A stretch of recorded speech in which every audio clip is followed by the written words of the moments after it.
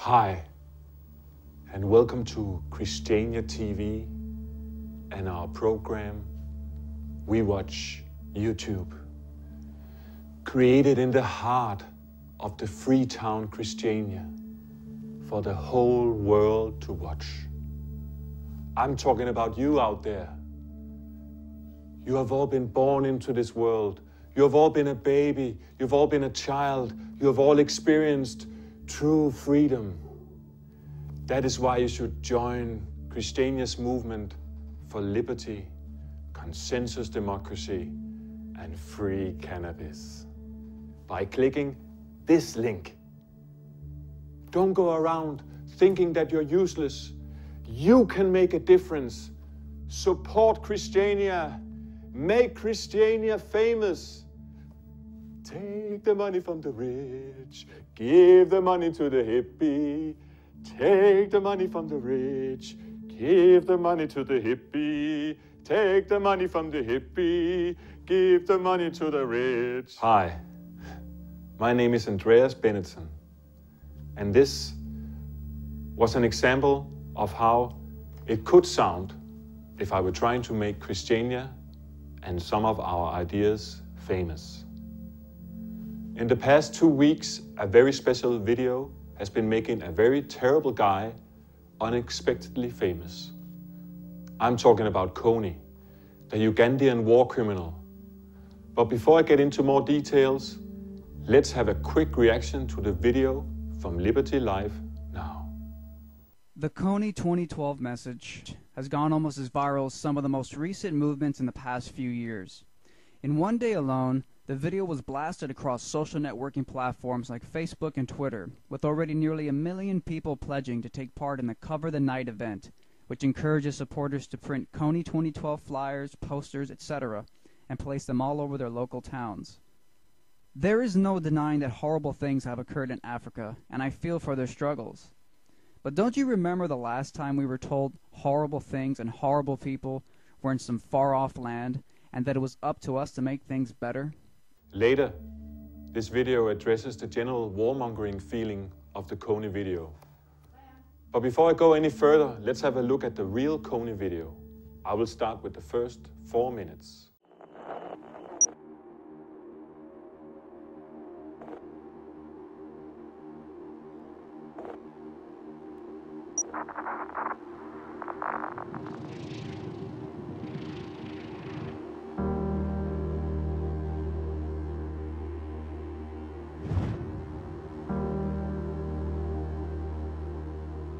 Right now, there are more people on Facebook than there were on the planet 200 years ago. Humanity's greatest desire is to belong and connect. And now we see each other. We hear each other. Grandpa, I love you. I love you. Well, I want to take a picture. We share what we love, and it reminds us what we all have in common. Dug out alive and well after 7.5 days. If you believe in yourself, you will know how to ride a bike. Rock and roll! So now technically your device is on. Can you tell? Oh, that's exciting! And this connection is changing the way the world works. Governments are trying to keep up. No, we can't test the freedom. And older generations are concerned. Many people are very concerned about tomorrow. They could get worse next year. The game has new rules. The next 27 minutes are an experiment. But in order for it to work, you have to pay attention.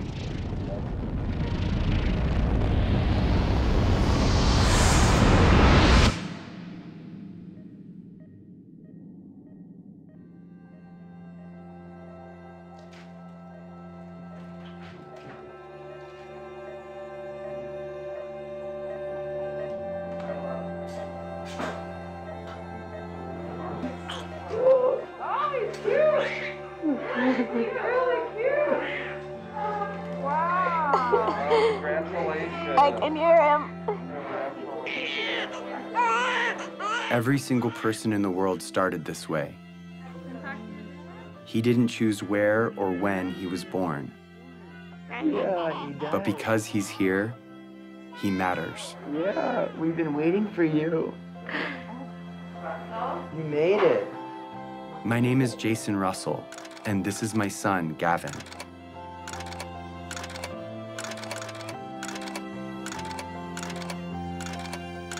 He loves jumping on the trampoline, being a ninja, and dancing. What are you doing? Making snow angel. How do you do that? You do this. And just like his dad, he likes being in movies. Action. Look out! Look out, people! Run! It's a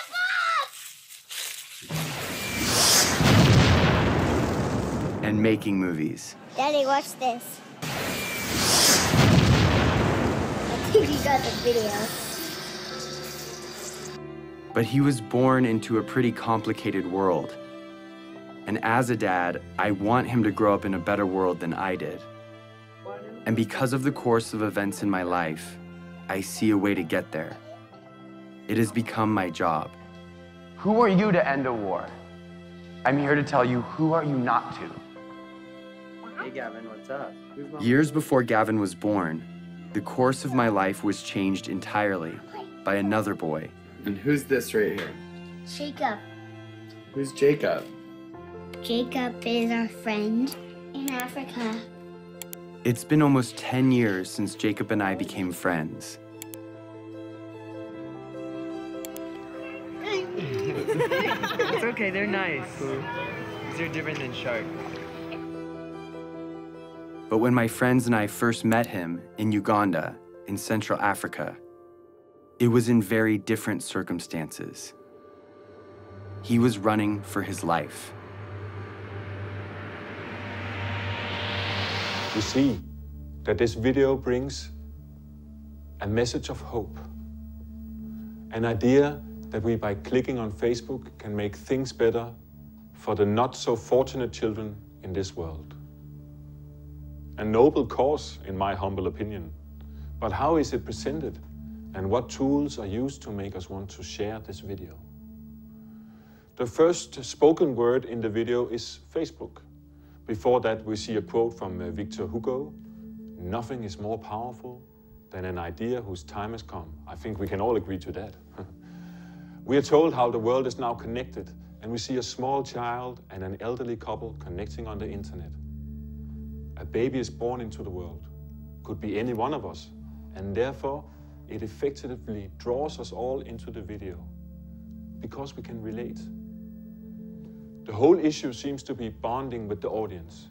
We're even told that the video is 27 minutes long, just so we know that this is a serious and long video, and not just a short, cute kitten playing with a yarn.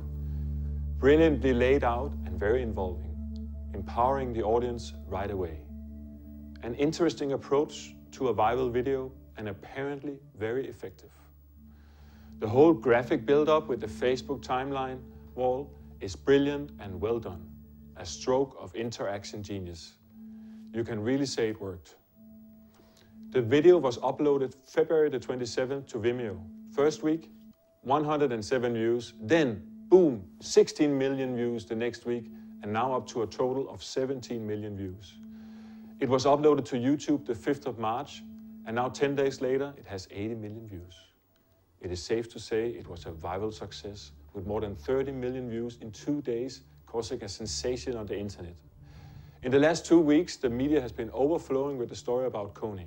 Everybody wants to play their part, just like me. Let's see some more from the video. We built a community around the idea that where you live shouldn't determine whether you live. We were committed to stop Kony and rebuild what he had destroyed.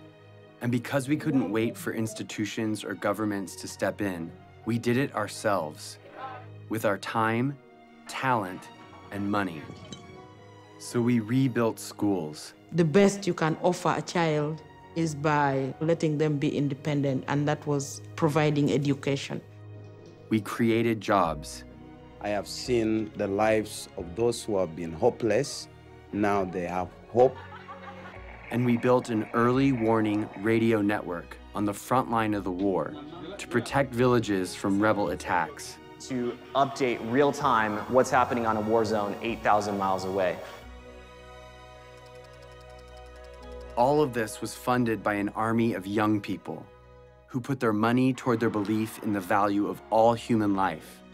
They gave a few dollars a month of what little they had to a program called Try, and proved that a bunch of littles could make a big difference. And as a result, the unseen became visible.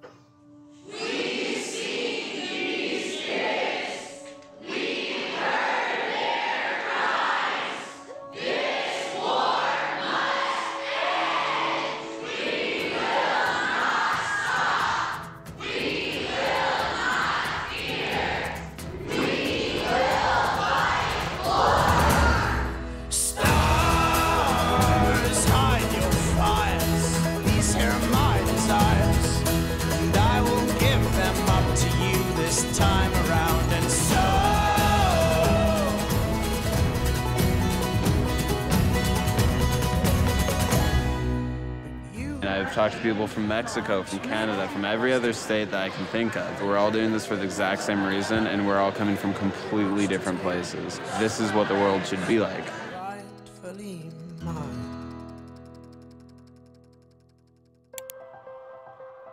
So with hundreds of thousands of people with us, we went back to Washington, D.C., and we met with congressmen and senators, one by one, on both sides, Republicans, Democrats, and they all agreed with us.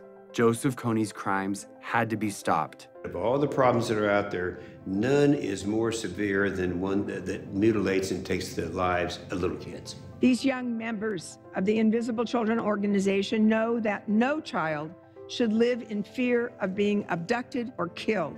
So they were determined to become their voice. They realized that these African children and families were invisible to Washington policymakers, so they decided to make them visible. And what I was told would never happen suddenly became possible. In furtherance of the Congress's stated policy, I have authorized a small number of U.S. forces to deploy to Central Africa to provide assistance to regional forces that are working toward the removal of Joseph Kony from the battlefield. Sincerely, Barack Obama. The surprise announcement came in a letter from the White House. The U.S. president's decision commits U.S. troops to help. Through advice and assistance, not putting Americans into combat, to help the countries of the region end this threat once and for all, then that was a worthwhile investment. We used to think we could not do it, and now when I see we can do it, I am overwhelmed. After 8 years of work, the government finally heard us. And in October of 2011, 100 American advisors were sent into Central Africa to assist the Ugandan army in arresting Kony and stopping the LRA. It was the first time in history that the United States took that kind of action because the people demanded it. Not for self-defense, but because it was right.